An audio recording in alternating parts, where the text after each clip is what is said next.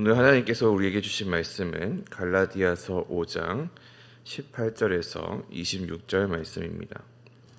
갈라디아서 5장 18절에서 26절 말씀입니다. 함께 교독하도록 하겠습니다.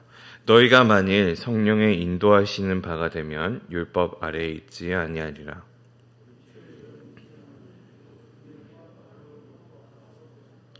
우상 숭배와 주술과 원수 맺는 것과 분쟁과 시기와 분냉과 당 짓는 것과 분열함과 이단과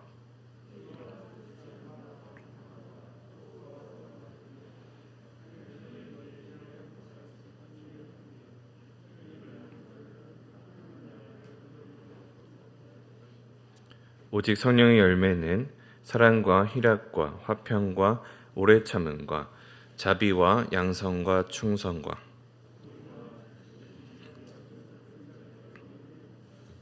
그리스도 예수의 사람들은 육체와 함께 그 정욕과 탐심을 십자가에 못 박았느니라.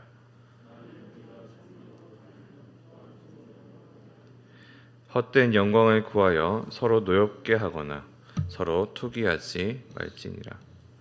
아멘. 바울은 오늘의 본문 이전부터 율법주의에 대해서 비판합니다.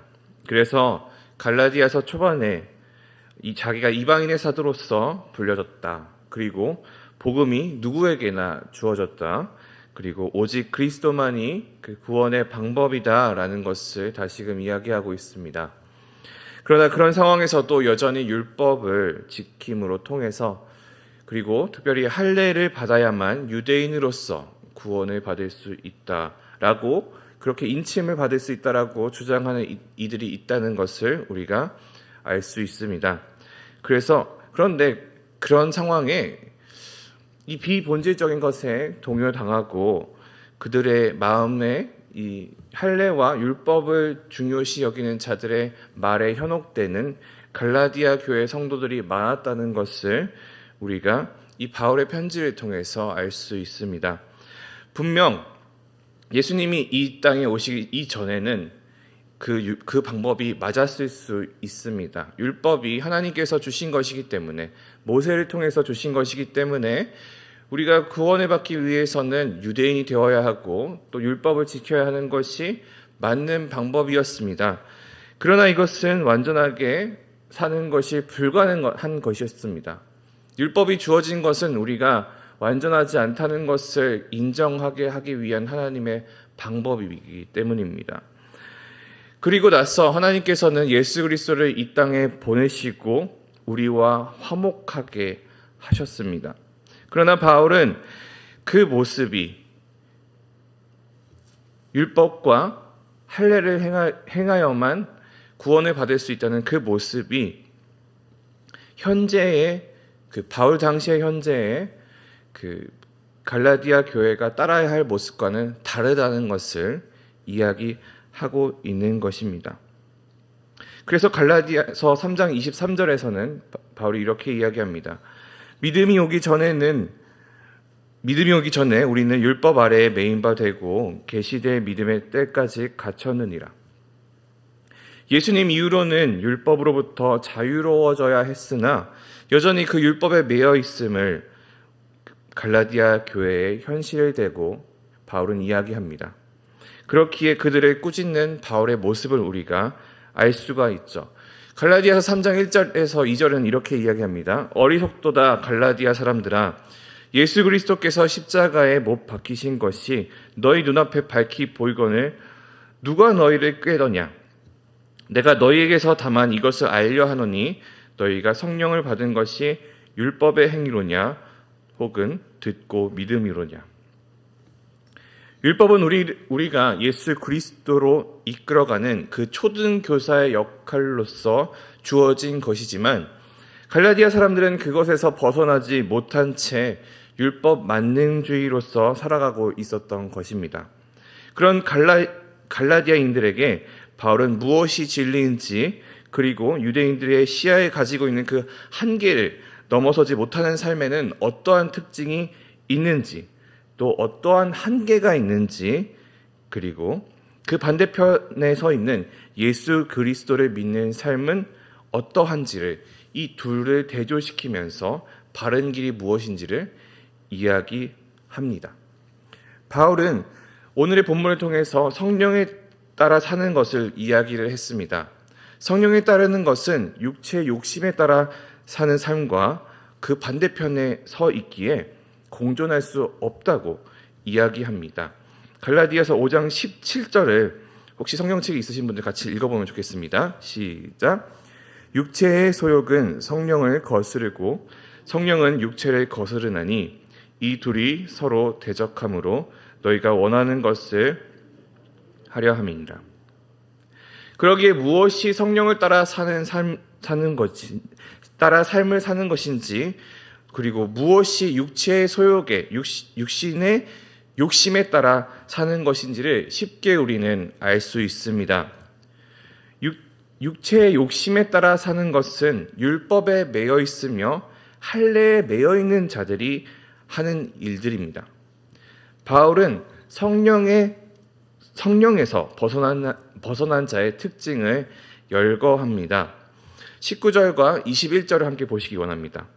육체의 일은 분명하니 곧 음행과 더러운 것과 호색과 우상숭배와 주술과 원수 맺는 것과 분쟁과 시기와 분냉과 당짓는 것과 분열함과 이단과 투기와 술취함과 방탕함과.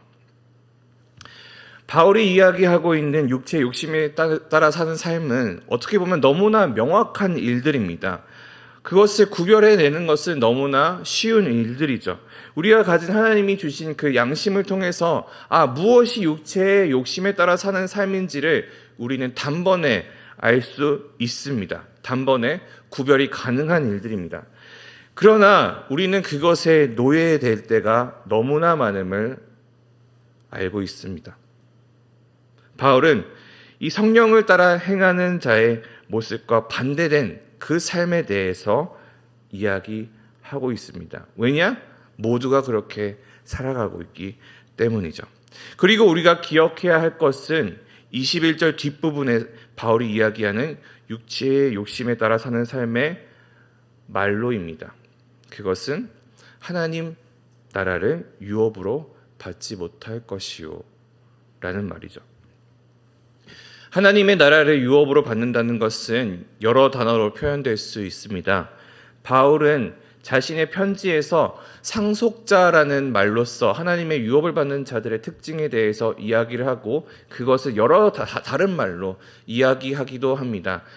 어떻게 되어 있느냐? 구원을 받는 자, 하나님의 자녀, 그리스도와 함께 사는 사람, 그리스도의 영광을 함께 하는 자, 영생의 소망을 받는 자, 이것들이 다 상속자라는 단어로서 설명되어 있고 그것이 오늘은 하나님의 나라를 유업으로 받는 자라고 이야기를 합니다.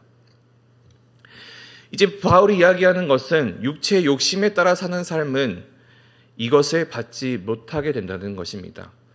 이 유업을 받지 못하고 하나님 나라의 그 상속자가 될 수 없다는 것을 이야기하는 것이죠. 그러면 그 반대편에 서 있는 성령에 따라 사는 삶은 어떠한 것입니까? 그들의 삶에서는 어떠한 결과가 나타나게 될까요? 22절, 23절 말씀입니다. 같이 읽어보겠습니다. 오직 성령의 열매는 사랑과 희락과 화평과 오래 참음과 자비와 양선과 충성과 온유와 절제니 이 같은 것을 금지할 법이 없느니라. 우리가 너무나 잘 알고 있는 성령의 9가지 열매라고 불려지는 것들입니다. 9개라는 숫자를 생각하고 바울이 이 열매들을 나열했을 거라고는 생각하지 않습니다. 왜냐하면 9개라고 우리 의도를 가지고 이야기를 했다면 분명 그 앞에 있었던 그 육체 욕심에 따라 사는 삶도 마찬가지로 대비되도록 9개를 사용했을 거기 때문입니다. 아마도 이 숫자보다는 어떤 결과가 나왔는지를 더욱더 중심적으로 바울은 이야기하지 않았을까 생각합니다.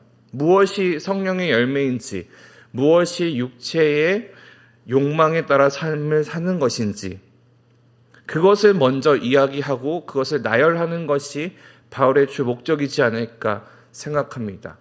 대신 이 두 단어들이, 두 분류의 단어들이 너무나 다른다는 것을 대조시키는 것이 가장 큰 목적이었겠죠. 우리는 이것을 통해서 육체에 따라 삶을 사는 것과 성령에 따라 삶을 사는 것이 너무나 다름을 알 수 있습니다. 그리고 너무나 쉽게 구별이 가능합니다. 율법은 그리스도께 나아가게 하는 초등교사라 바울은 말했습니다.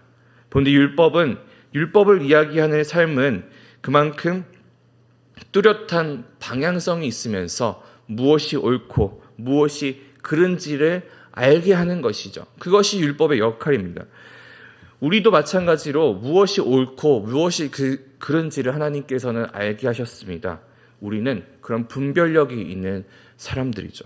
그렇기에 우리는 무엇이 옳은지를 알기에 성령에 따라 삶을 살아야 합니다. 우리는 그것에 대해서 살기를 힘써야 할 것이죠. 바울은 이 분별력이 있는 자들이 성령과 사랑 안에서 사는 사람으로서 어떻게 살아야 하는지를 말합니다. 24절을 같이 보기 원합니다. 시작. 그리스도 예수의 사람들은 육체와 함께 그 정욕과 탐심을 십자가에 못 박았느니라. 우리가 성령 안에서 살아야 하는 이유는 너무나 단순합니다. 우리가 예수 그리스도의 사람이기 때문이죠. 그 안에 살기로 결단한 자들이 우리들이기 때문입니다. 우리는 우리의 육과 그 육의 욕심과 탐심을 십자가에 못 박아야 합니다. 십자가에는 어떤 의미가 있죠? 예수님이 달려 돌아가신 그 사형 틀인 것뿐만 아니라 우리가 내려놓아야 할 우리의 삶의 부분들을 이야기하는 것이라 생각합니다. 그것들을 십자가에 못 박아 놓아서 우리가 예수 그리스도의 상속자로 살아가야 할 것입니다. 갈라디아서 5장 25절 26절입니다. 만일 우리가 성령으로 살면 또한 성령으로 행할지니 헛된 영광을 구하여 서로 노엽게 하거나 서로 투기하지 말지니라. 육체의 정욕에 따라 사는 자는 성령으로 살 수 없다고 바울은 말합니다. 서로 대적하는 것, 서로 반대편에 서 있는 것이기 때문입니다. 그러기에 반대로 우리가 성령으로 살아가면 정욕으로 행동하는 것이 아니라 성령으로 행동하게 됩니다. 성령으로 사는 헛된 영광으로 서로 분내거나 편을 짓거나 분열하게 하지 않는 것이죠. 우리의 삶을 돌아보기를 원합니다. 우리가 가진 육체 욕심대로 사는 삶의 모습들이 있음을 우리가 기억해 보기 원합니다. 우리가 이것을 하나님 앞에 내려놓고 하나하나 우리의 그 십자가에 못 박기를 소망합니다. 그리고 육체 욕심이 아닌 성령을 따라 행하는, 그렇게 살아가는, 그리고 그 열매들을 맺어가는 우리 모든 성도님들이 되기를 소망합니다. 기도하시겠습니다. 살아계신 아버지 하나님, 우리의 갈라디아서 말씀을 통해서 우리가 어떠한 마음의 중심을 가지고 살아야 하는지를 알게 하심을 감사합니다. 우리의 삶은 너무나 연약하기에 육체의 욕심에 따라 살아가려 하기를 너무나 좋아합니다. 그러나 이것이 하나님이 원하시는 삶이 아니라는 것을 알기에 돌이켜 성령의 삶, 그리고 예수 그리스도의 그 유업을 받는 삶을 살아가기를 원합니다. 하나님, 우리가 오늘 이 시간 하나님 앞에 나아왔사오니 하나님, 우리가 하나님 앞에 죄 지은 것, 육체 욕심대로 살아가는 것들을 고백하고, 그리고 이것을 돌이켜 하나님을 바라볼 수 있는 우리들의 삶이 될 수 있도록 주님 인도하여 주시옵소서. 감사드리며 예수님 이름으로 기도했습니다. 아멘.